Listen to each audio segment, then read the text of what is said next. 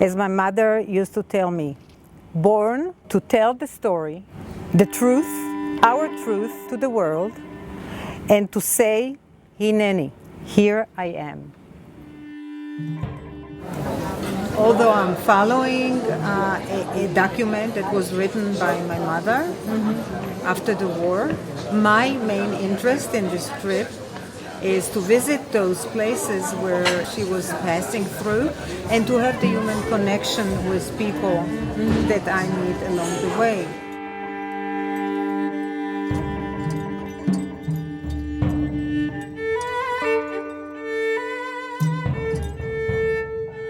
My parents began their long way home from Poland to Palestine through Austria, Italy, and Cyprus, stealing across borders and staying in DP camps populated by survivors from all over the world and North Africa, just like that.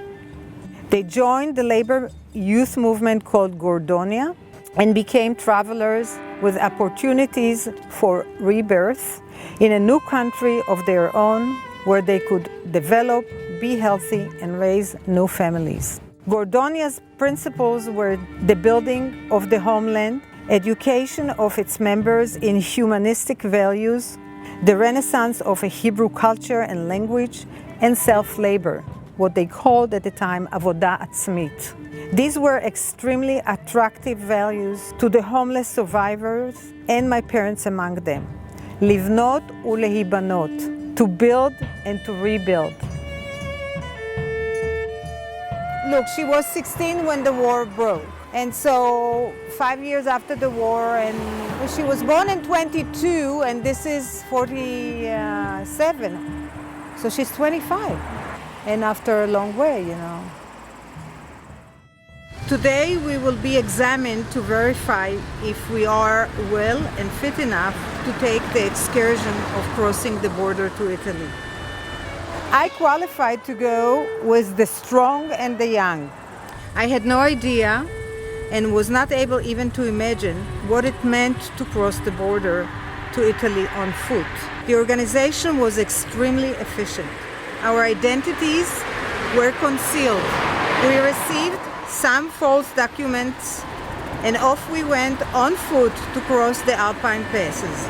This was a long, hard route through the woods at dark, cold freezing temperatures, biting frost cutting through my bones, and trotting through knee-high snowy grounds. I was ready to quit and be left behind. And she told it to me, that at some point she just sat down on the snow and said, leave me behind, I can't go anymore. And the guys came and they took turns to carry her.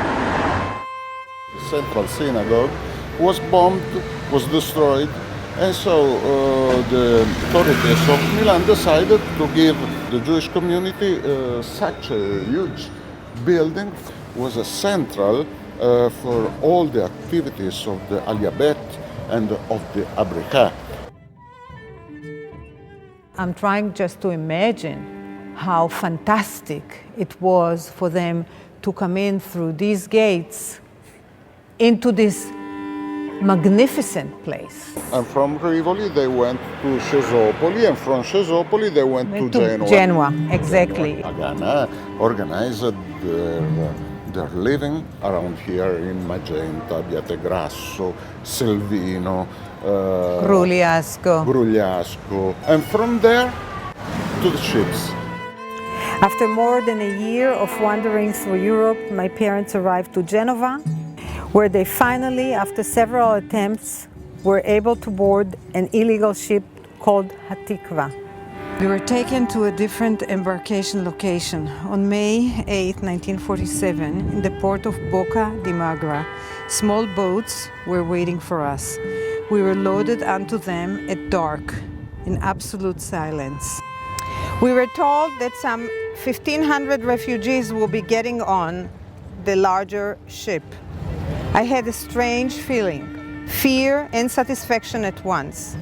The sea was wrapped around us and we needed to get onto the big one, the big ship. I climbed up the rope ladder. 2 people were pulling me up in haste. We had to complete this mission before the British would discover us. All was executed with the beat of a clock.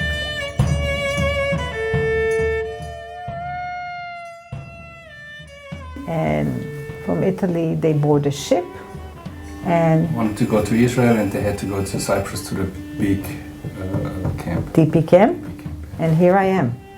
I was born there. Yeah. In Cyprus? In Cyprus. God. My mother actually did the entire route in Italy, pregnant.